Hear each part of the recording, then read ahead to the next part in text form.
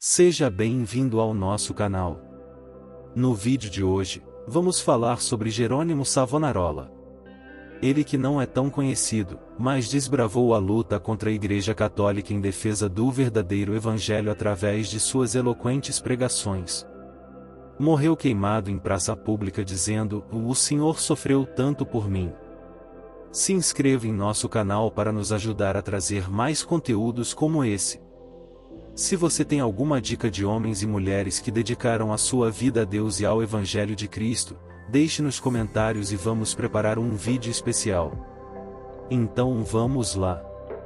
Girolamo Savonarola, ou Jerônimo Savonarola como é conhecido, foi um pré-reformador que atuou na Itália. Savonarola nasceu em Ferrara, onde seu avô paterno, um médico conhecido por sua devoção, o tinha educado.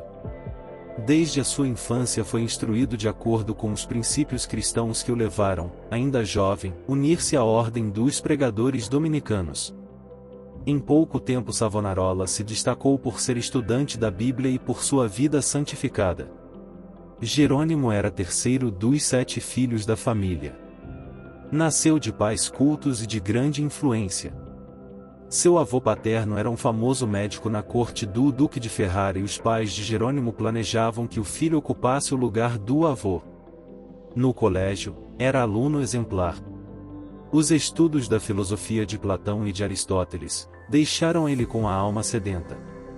Foram sem dúvida os escritos de Tomás de Aquino que mais o influenciaram, a não ser as próprias escrituras, a entregar inteiramente o coração e a vida a Deus. Quando ainda menino, tinha o costume de orar e, ao crescer, o seu ardor em oração aumentou. A decadência da igreja, cheia de toda a qualidade de vícios e pecado, o luxo e a ostentação dos ricos em contraste com a profunda pobreza dos pobres, magoavam-lhe o coração. Passava muito tempo sozinho, nos campos e à beira do rio Pó, em contemplação perante Deus, ora cantando, ora chorando, conforme os sentimentos lhe ardiam no peito. Quando ainda jovem, Deus começou a falar-lhe em visões. A oração era sua grande consolação, os degraus do altar, onde se prostrava horas a fio, ficavam repetidamente molhados de suas lágrimas. Houve um tempo em que Jerônimo começou a namorar certa moça florentina. Mas quando ela mostrou ser desprezo a alguém de sua orgulhosa família Strozzi, unir-se a alguém da família de Savonarola, Jerônimo abandonou para sempre a ideia de casar-se. Voltou a orar com crescente ardor.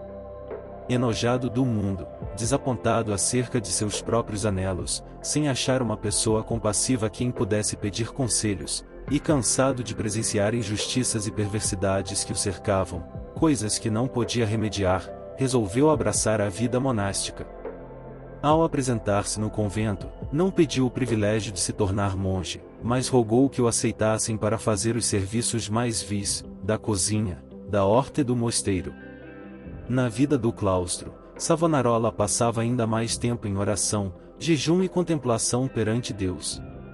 Sobrepujava a todos os outros monges em humildade, sinceridade e obediência, sendo apontado para lecionar filosofia, posição que ocupou até sair do convento. Depois de passar 7 anos no mosteiro de Bolonha, frei, irmão, Jerônimo foi para o convento de São Marcos, em Florença. Grande foi o seu desapontamento ao ver que o povo de Florentino era tão depravado como os dos demais lugares. Até então ainda não reconhecia que somente a fé em Deus salva o pecador. Ao completar 1 ano no convento de São Marcos, foi apontado instrutor dos noviciados, e por fim, designado pregador do mosteiro. Apesar de ter ao seu dispor uma excelente biblioteca, Savonarola utilizava-se cada vez mais da Bíblia como seu livro de instrução. Sentia cada vez mais o terror e a vingança do dia do Senhor que se aproxima e, às vezes entregava-se a trovejar do púlpito contra a impiedade do povo. Eram tão poucos os que assistiam às suas pregações, que Savonarola resolveu dedicar-se inteiramente à instrução dos noviciados. Contudo, como Moisés, não podia escapar à chamada de Deus. Certo dia, ao dirigir-se a uma feira, viu, repentinamente, em visão, os céus abertos e passando perante os seus olhos todas as calamidades que sobrevirão à igreja. Então lhe pareceu uma voz do céu ordenando-lhe anunciar estas coisas ao povo. Convicto de que a visão era do Senhor, começou novamente a pregar com voz de trovão. Sob a nova unção do Espírito Santo, a sua condenação ao pecado era feita com tanto ímpeto, que muitos dos ouvintes depois andavam atordoados sem falar, nas ruas. Era coisa comum, durante seus sermões, homens e mulheres de todas as idades e de todas as classes romperem em veemente choro. O ardor de Savonarola na oração aumentava dia após dia e sua fé crescia na mesma proporção. Frequentemente, ao orar, caía em êxtase.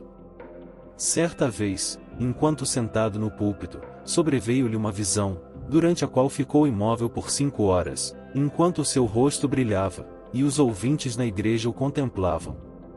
Em toda a parte onde Savonarola pregava, seus sermões contra o pecado produziam profundo terror. Os homens mais cultos começaram então a assistir às pregações em Florença. Foi necessário realizar as reuniões na Duomo, famosa catedral, onde continuou a pregar durante 8 anos. O povo se levantava à meia-noite e esperava na rua até a hora de abrir a catedral. Povo de toda a Itália afluía, em número sempre crescente, a Florença. A famosa Duomo não mais comportava as enormes multidões. O pregador, Jerônimo Savonarola, abrasado com o fogo do Espírito Santo e sentindo a iminência do julgamento de Deus, trovejava contra o vício, o crime e a corrupção desenfreada na própria igreja. O povo abandonou a leitura das publicações torpes e mundanas, para ler os sermões do ardente pregador, deixou os cânticos das ruas, para cantar os hinos de Deus. Em Florença, as crianças fizeram procissões, coletando as máscaras carnavalescas, os livros obscenos e todos os objetos supérfluos que serviam à vaidade. Com isso formaram em praça pública uma pirâmide de 20 metros de altura e atearam-lhe fogo. Enquanto o monte ardia, o povo cantava hinos e os sinos da cidade dobravam em sinal de vitória. O corrupto regente de Florença, Lorenzo Médici, experimentou todas as formas da bajulação, as peitas, as ameaças, e os rogos, para induzir Savonarola a desistir de pregar contra o pecado, e especialmente contra a perversidade do regente. Por fim, vendo que tudo era em vão, contratou o famoso pregador, Frei Mariano, para pregar contra Savonarola. Frei Mariano pregou um sermão, mas o povo não prestou atenção à sua eloquência e astúcia, e ele não ousou mais pregar. Nessa altura, Savonarola profetizou que Lorenzo, o Papa e o rei de Nápoles morreriam dentro de 1 ano, e assim sucedeu. Depois da morte de Lorenzo, Carlos VIII, da França, invadiu a Itália e a influência de Savonarola aumentou ainda mais. O povo abandonou a literatura torpe e mundana para ler os sermões do famoso pregador. Os ricos socorriam os pobres em vez de oprimi-los. Foi neste tempo que o povo fez a grande fogueira, na Piazza de Florença, e queimou grande quantidade de artigos usados para alimentar vícios e vaidade. Não cabia mais, na grande Duomo, o seu imenso auditório. Contudo, o sucesso de Savonarola foi muito curto. O pregador foi ameaçado, excomungado e, por fim, no ano de 1498, por ordem do Papa, foi enforcado e queimado em praça pública. Com as palavras, "O Senhor sofreu tanto por mim", terminou a vida de um dos maiores e mais dedicados mártires de todos os tempos. Apesar de ele continuar até a morte a sustentar muitos dos erros da Igreja Romana, ensinava que todos os que são realmente crentes estão na verdadeira Igreja. Alimentava continuamente a alma com a palavra de Deus. As margens das páginas da sua Bíblia estão cheias de notas escritas enquanto meditava nas Escrituras. Conhecia uma grande parte da Bíblia de cor, e podia abrir o livro instantaneamente e achar qualquer texto. Passava noites inteiras em orações e foram-lhe dadas revelações quando em êxtase, ou por visões. Seus livros sobre a humildade, a oração, o amor e outros, continuam a exercer grande influência sobre os homens. Destruíram o corpo desse precursor da grande reforma, mas não puderam apagar as verdades que Deus, por seu intermédio, gravou no coração do seu povo. E toda a sua entrega, inclusive da própria vida, não foi em vão. Espero que tenha gostado desse conteúdo. Um grande abraço e até o próximo vídeo.